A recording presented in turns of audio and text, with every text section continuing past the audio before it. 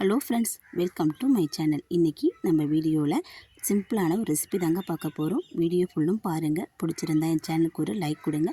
நீங்கள் கொடுக்குற லைக்கும் கமெண்ட்டும் என்னுடைய வளர்ச்சிக்கு உறுதுணையாக இருக்கும். என்ன ரெசிபின்னு வீடியோக்குள்ளே போய் தெரிஞ்சுக்கலாம் வாங்க. இந்த ரெசிபி செய்ய 1/2 டம்ளர் அளவுக்கு பால் பவுடர் எடுத்திருக்கேன். கூடவே 1 டம்ளர் அளவுக்கு கோதுமை மாவு எடுத்திருக்கேன். இதோட டேஸ்ட்டுக்காக கொஞ்சம் போல் சால்ட்டு சேர்த்துக்கிறேன். இதில் பேக்கிங் பவுடர், பேக்கிங் சோடா நான் எதுவும் சேர்க்கலை. உங்களுக்கு தேவைன்னா சேர்த்துக்குங்க. சேர்த்தா கொஞ்சம் சாஃப்டாக கிடைக்கும்.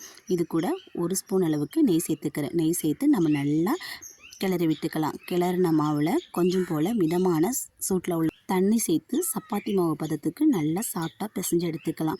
இந்த மாதிரி கையால் பிசைய முடியும்னா மிக்ஸி ஜாரில் கூட கொடுத்து சேர்த்து அடிச்சுட்டு இந்த மாதிரி நம்ம பிசைஞ்சு எடுத்துக்கலாங்க. இது ஒரு அரை மணி நேரத்துக்கு மேலே இது ஊறட்டும். எந்த அளவுக்கு ஊறி வருது அந்த அளவுக்கு நமக்கு சாஃப்டாக குலோப் ஜாமுன் கிடைக்கும். எந்த கப்பில் நம்ம மாவு எடுத்தோமோ அதே கப்பில் 1 கப் அளவுக்கு சர்க்கரை, கொஞ்சம் கூடுதலாக 1/4 டம்ளர் சேர்த்துருக்கேன். அதே இதில் 1 டம்ளர் அளவுக்கு தண்ணி சேர்த்துருக்கேன். எல்லாத்தையும் சேர்த்து நம்ம சர்க்கரை நல்லா கரைஞ்சி வர அளவுக்கு நம்ம கலந்து விட்டுக்கலாம். சர்க்கரை நல்லா கரைஞ்சி வந்தோடனே வாசனைக்காக 4 ஏலக்காய் தட்டி உள்ளே சேர்த்துருக்கேன். பாகு பதம் எதுவும் தேவை கிடையாது. பிசுபிசுப்பு தன்மை இருக்கும் இல்லையா, அந்த பதத்தில் நம்ம இறக்கி வச்சுக்கலாம். பிசைஞ்சு வச்சுருக்கிற மாவை சின்ன சின்ன உருண்டைகளாக திரட்டி எடுத்துக்கலாம். மாவு உருண்டை பிடிக்கிறதுக்கு முன்னாடி கையில் கொஞ்சம் போல் நெய் தடவிக்குங்க. அப்போ தான் கையில் ஒட்டாது. எந்த அளவுக்கு சின்னதாக நம்மளால் உருட்டிக்க முடியுமோ அந்த அளவுக்கு சின்னதாக உருட்டிக்குங்க. உள்ளங்கையில் நல்லா அழுத்தம் கொடுத்து நம்ம உருட்டி வச்சுக்கணும், விரிசல் இல்லாத அளவுக்கு. வீட்டில் உள்ள பொருளை வச்சு ஈஸியாக டேஸ்ட்டாக பசங்களுக்கு நம்ம செஞ்சு கொடுத்துடலாம். ஹெல்த்தியாகவும் இருக்கும். இதில் எந்த ஒரு கலப்படமும் கிடையாது. கண்டிப்பாக ட்ரை பண்ணி பாருங்கள். சின்ன சின்ன உருண்டைகளை எல்லாத்தையும் உருட்டி எடுத்துகிட்டு நான் உங்கள்கிட்ட காண்பிக்கிறேன். எல்லா உருண்டையும் நான் உருட்டி எடுத்துட்டேன். நீல வாக்குலையும் உருண்டை ஷேப்லையும் நான் உருட்டி எடுத்திருக்கேன். நீங்கள் எந்த அளவுக்கு வேணாலும் சின்ன சின்னதாக நம்ம உருட்டி எடுத்துக்கலாம். இப்போ வடைசட்டி அடுப்பில் வச்சு மிதமான தீயில் எண்ணெயை காய வச்சுக்கலாம். கண்டிப்பாக மிதமான தீயில் தான் இருக்கணும். நல்லா சிவந்து வர அளவுக்கு நம்ம உருட்டி வச்சுருக்க உருண்டை எல்லாத்தையும் போட்டு பொரித்து எடுத்துக்கணும். மிதமான தீயில் இருக்கும் போது தான் உள்ளே நல்லா வெந்து வரும். இதை இல்லைனா மேலே எல்லாம் சிவந்திருக்கும், உள்ளே வேகாமல் இருக்கும்.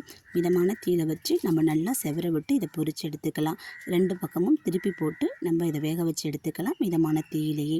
கடையில் காசு கொடுத்து வாங்காமல் வீட்டிலேயே ஈஸியாக செஞ்சு குழந்தைங்களுக்கு கொடுத்துடலாம். குழந்தைங்களும் விரும்பி சாப்பிடுவாங்க. பொன்னிறமாக நல்லா சிவந்து வந்துருச்சு. இது ஒரு தட்டு. இதை வேறொரு பாத்திரத்தில் மாற்றி எடுத்துக்கலாம். மாற்றி எடுத்துகிட்டு மிச்சம் இருக்கிற உருண்டைகளையும் மிதமான தீயில் வச்சு நல்லா சிவக்க விட்டு நம்ம பொரித்து எடுத்துக்கலாம். இதை நம்ம காய்ச்சி வச்சுருக்கிற ஜீராப்பாவில் சேர்த்துக்கலாம். உருண்டைகளை உள்ளே சேர்க்கும் போது ஜீராப்பாவும் நல்ல சூடாக இருக்கணும். சூடு ஆறிட்டுனா நம்ம சூடுபடுத்தி இதில் சேர்த்துக்கலாம். அப்போ தான் உருண்டைகள் எல்லாம் நல்லா வெந்து ஜீராப்பாவை உள்ளெடுத்து நல்லா ஜூஸியான நமக்கு குலோப் ஜாமுன் கிடைக்கும்.